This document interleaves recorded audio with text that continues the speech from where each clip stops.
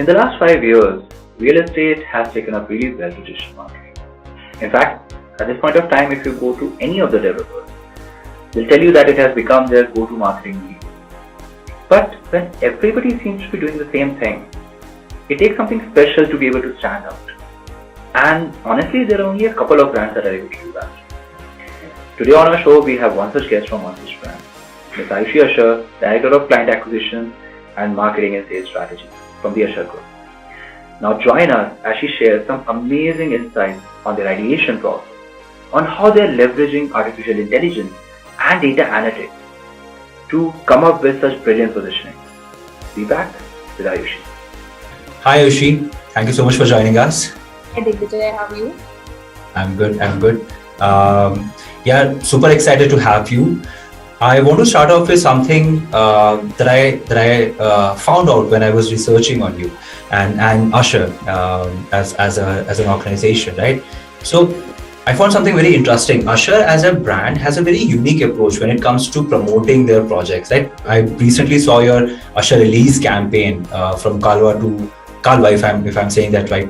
Yeah. So I want to know how do you basically go through this ideation process and how do you come up with such unique marketing campaigns?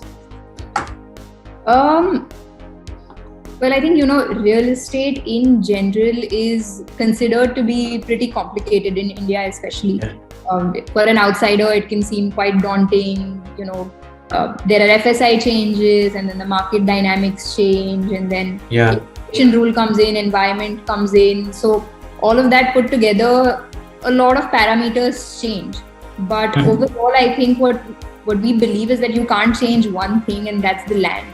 That's the land parcel that you acquire, which in terms of marketing, we call it the location.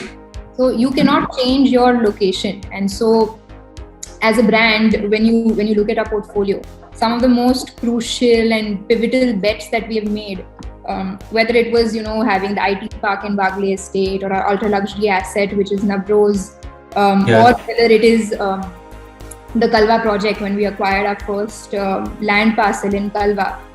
The simple philosophy is that you can't go wrong in your land buying, and that has to be the first step, and everything else can still be managed or worked around.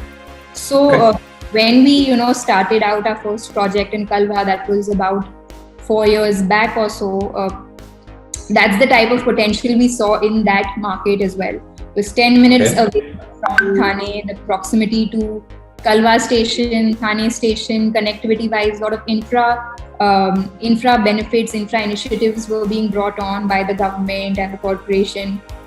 It's close proximity to the IT hub, you have Airoli, Mindspace, the logistics center, Kalyan, Bhivandi, all of that. So proximity wise and location wise, inherently we saw huge potential in Kalwa as a market. So when we launched Arya in Jan 2019, we saw that in the 4 years, now we're almost ready to, it's Thane's tallest tower at 45 stories. So there are a lot of towers that are still coming up, but this one's constructed ready 45 stories in a market like Kalwa, which no one anticipated at that point. 3.5 years, we're almost sold out. We have gotten over 37% appreciation, from in the entire life cycle. So we were very, very bullish on the Kalwa market. We have always been. So with that in mind, when we thought of Arise, right, my first brief to the agency, I think, was that we have to capitalize on the location and we have to take Kalwa to the rest of MMR. People don't really know as much about the location. It's not been marketed as much. And that is the inherent beauty of any real estate. It is the location, it's the beautiful Parsik Hill view that you get, it's the proximity, the connectivity. So I think the first brief was that we have to do justice to the history and the value that Kalwa inherently has as a location. And only then can we, start off with talking about Ashar Rise, which is the project that. That super interesting. Super interesting. Also on the same lines.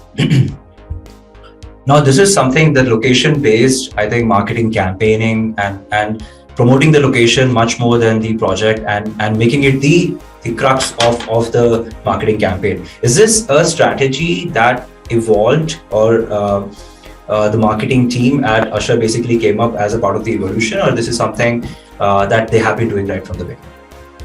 No, every project has its own story. There's no blanket rule that we apply. So for Kalva, we really thought that we wanted to take that story, the success that we saw in Arya and the type of response that we have gotten in Arya. We wanted to take that story to the world. Very few markets are really, and that was one of the first. So Kalva as a market has very few branded developments, and ours would be one of the largest branded developments of Kalva. And so we have a lot to say about the project too, right? If you really go through our project positioning, it's very much affordable luxury, lot of amenities, great views, planning is great. So we have a lot to talk about on the project side as well. But it was a very conscious call that first I have to, target Kalva and take that to the market. Why? Because if someone in Thane also doesn't really know Kalva as much, or doesn't really appreciate a neighboring kind of district or city as much, how can I expect someone from Bombay to really, come in and understand the value of Kalva? True.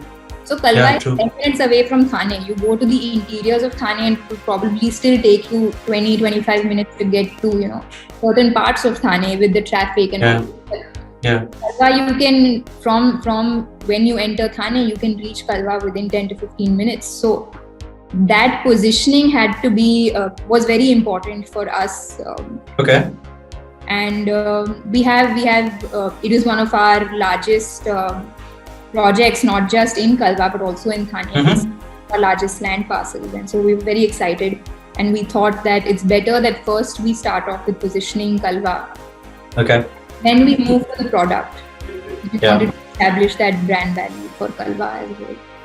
True, and I think it definitely seems to be working. If people from Bangalore are liking the campaign, it definitely seems to be working. A funny story I'll tell you, and we were just like 2 weeks back or something, we had a success celebration for the campaign because it did really well. And so I called in, all of the agencies that we work with and the event team, everyone. And so I was talking to my main marketing agency, and we were just discussing, and we were talking about the day when I first gave them the brief. And so my team, we had a long presentation. I think we presented to them for 45 minutes first about why Kalva and what we really wanted to portray. And they were, while we were going through the presentation, it got so intense for them. They were like, we were kind of zoning out in the middle, and that's when they just were scribbling on their sheet, and they said Kalva and put an H on it. And then that's how the campaign was coined while we were giving the brief. It was very, very long. Amazing. Yeah, so similar to that, like you have been in real estate for a decent amount of time now. So what do you think is some of the marketing campaigns or some of the other developers that have really impressed you in any way or form?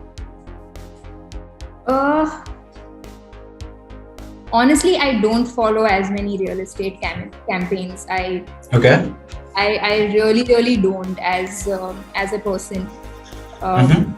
But if you ask me about other industries, I think I will have a better idea. So sure.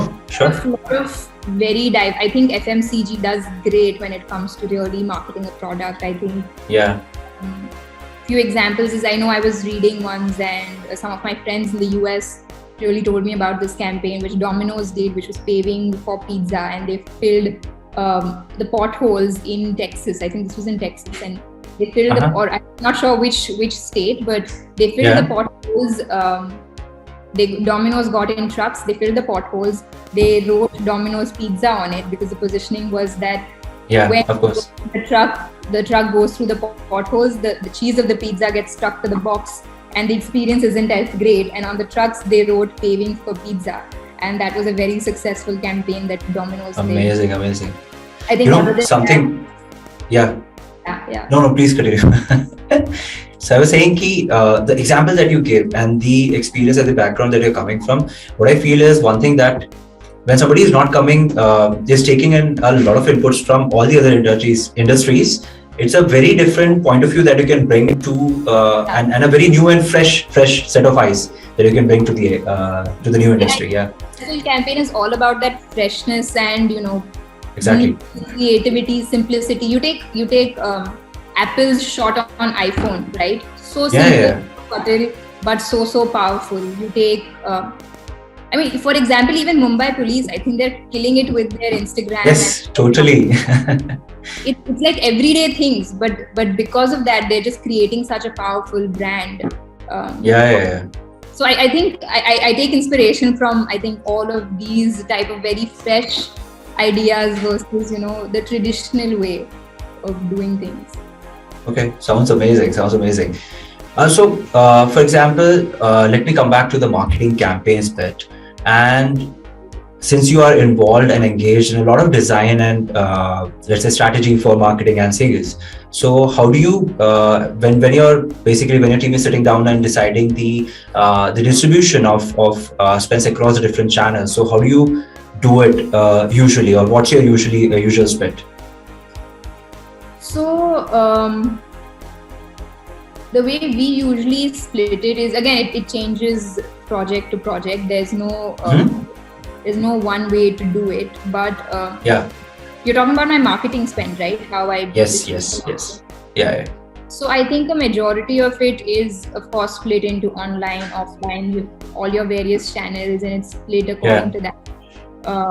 Each channel, I think, has a different target audience, or the way of targeting is very different, and the way you specialize in each channel is very different. So the way I would market a project in Thane versus the way I would do Pali Hill is, poles apart. One can be events focused, one can be, while the other will be very hardcore on, lead generation, cost per lead, all of those buzzwords that you hear all the time.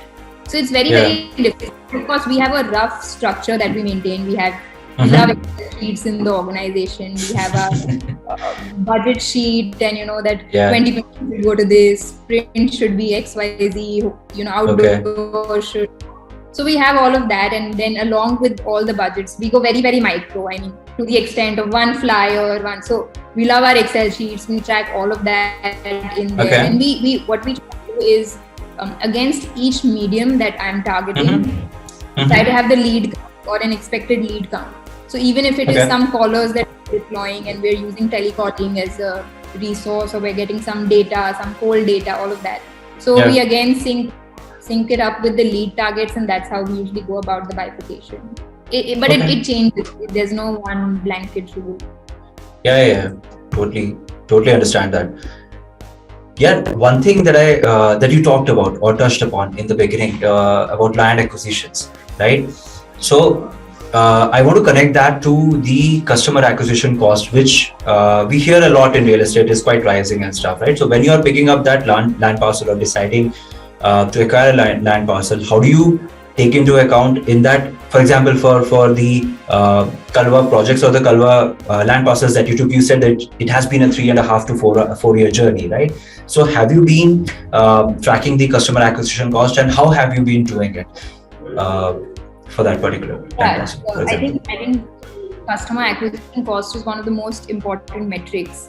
But again, as I said, there's no, we have a generic cost per lead, and then you can do cost per qualified lead, cost per booking, and you have all of those things. But as I said, it's slightly different for every media, and a print media, the impact it would create is very different from the way digital would create impact. So there is, so what we do is, we usually take the customer acquisition cost, and we go in depth into each media, and we take a scientific approach based on that media. So if I'm taking Kalwa, I know that a lot of my demand is going to come from that micro market. The adjoining markets, so I know Airoli, Navi Mumbai, Kalyan, Dombivali, that belt do really well, but I also want to create a brand image in Bombay. I also want to create that brand value for Kalwa in Bombay. So Bombay would maybe see slightly more print ads, whereas but it would be more it wouldn't be as frequent maybe, whereas in Kalwa I have paper inserts every weekend. I have SMS blasts weekend. In Kalwa, Dombivali, Navi Mumbai, I have theatre ads. That's something that we this time, and that did really well. So it's very specific to the location. So that's what we did for Kalwa. But the micro markets that we know, that's where we're going to get our in demand from, especially if it's a strong micro market. We get 70 to 80% of the demand inherently from the micro market, and that's like the low-hanging fruit, right? That you have to capitalize on. So then we go very, very aggressive on the micro market. Yeah.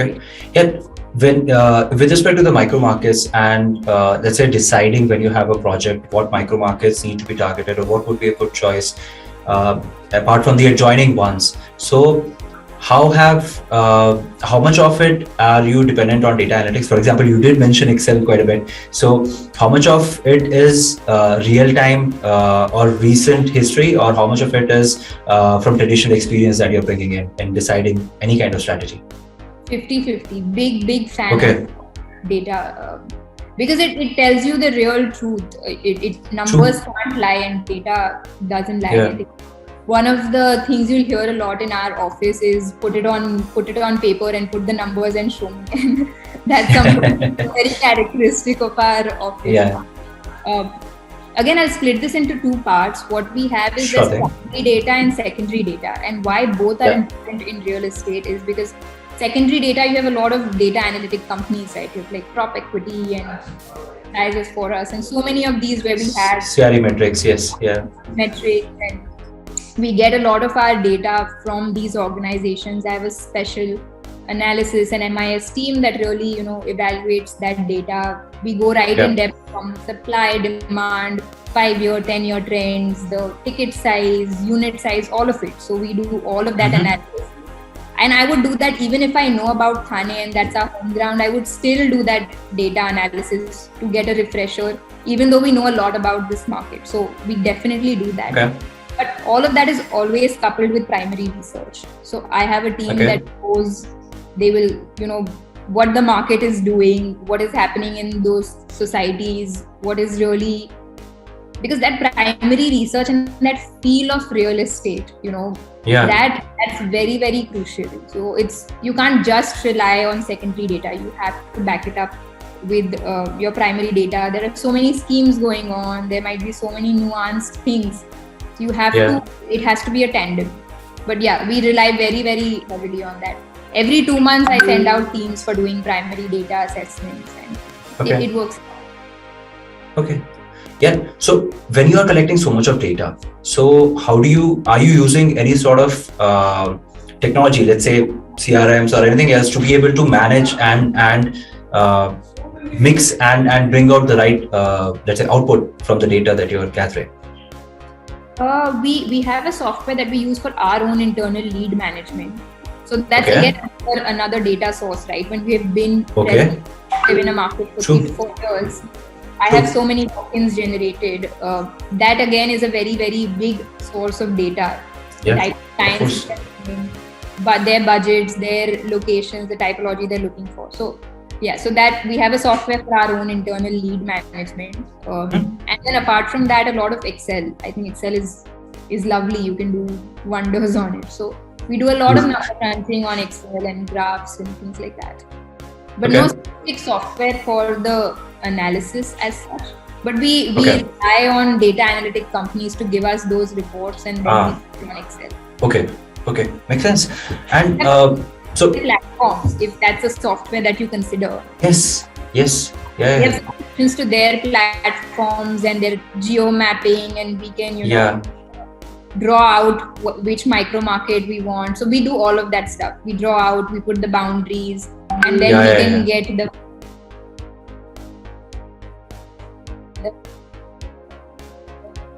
supply area that we have demarcated. True. It makes a lot of sense. In fact, SaaS is the way to go these days. So in terms of, let me come back to the technology point. Now, a lot of discussions in marketing have usually revolved around technology. So I would like to basically go through the same questions with you.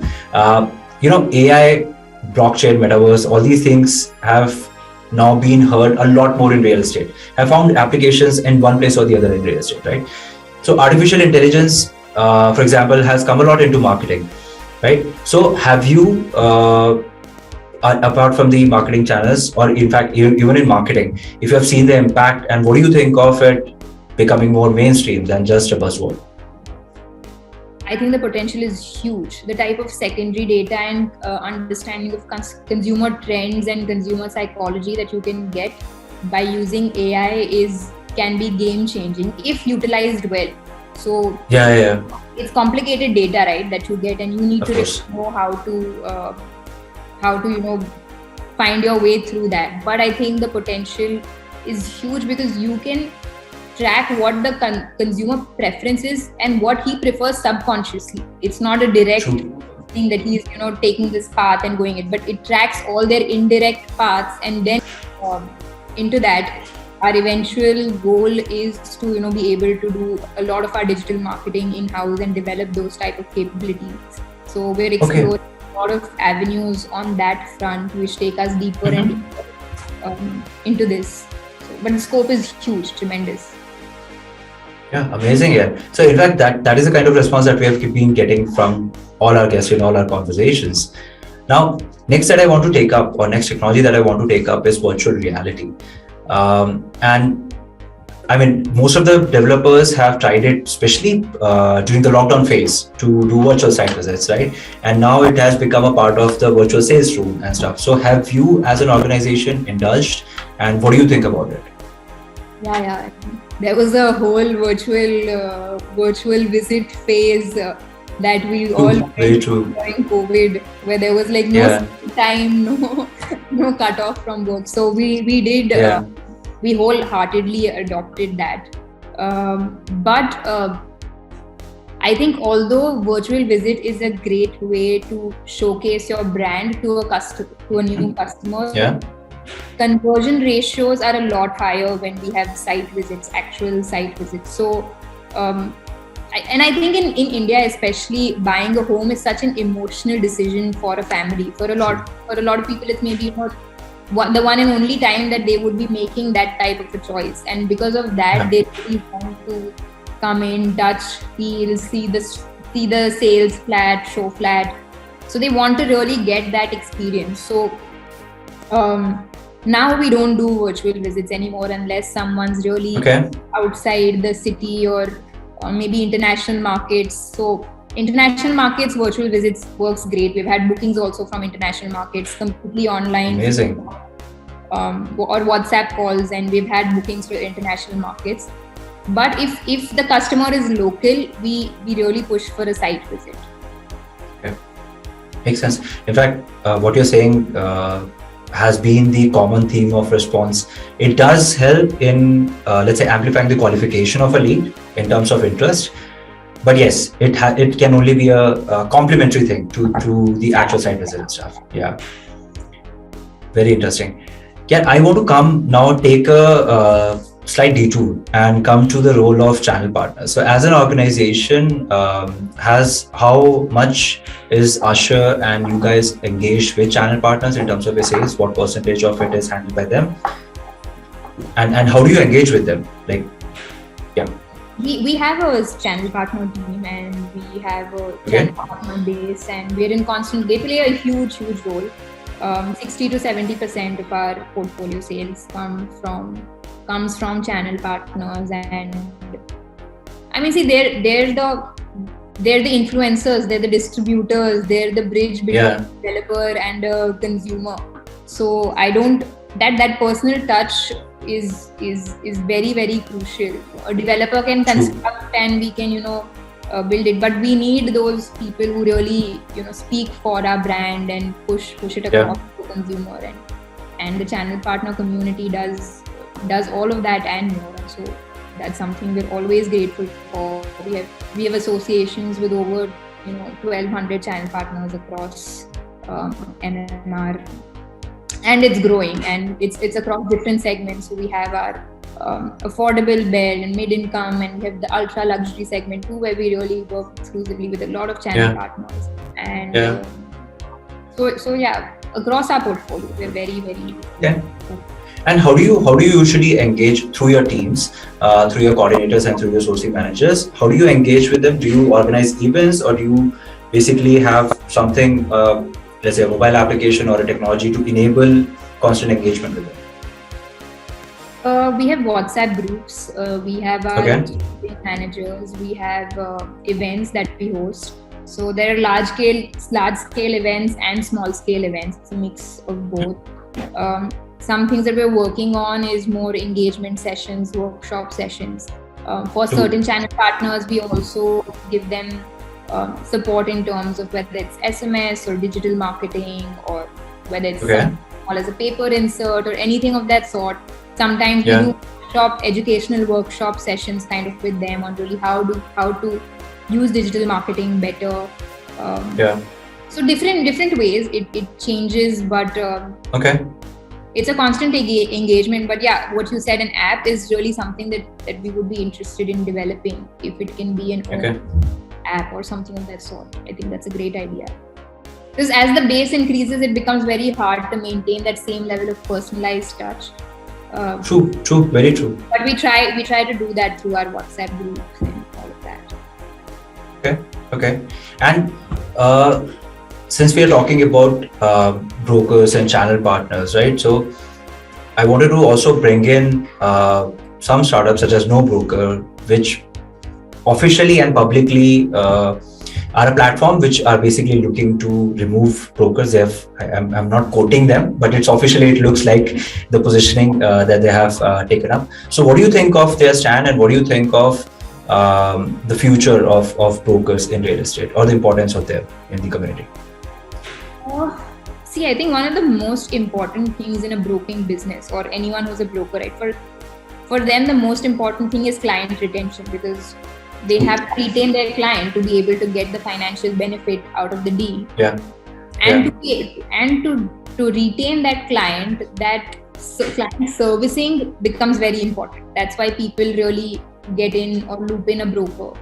I think that becomes slightly hard when the platform is digital, or like that in-person touch is, I think, between the two, where we see so many clash cases and all of that. And whenever there's a in-person meeting or something of that, the customer preference always goes to someone who's in person and can do that entire detail in that. And if they're able to do that, I think that's one of the strongest key points of the broking business.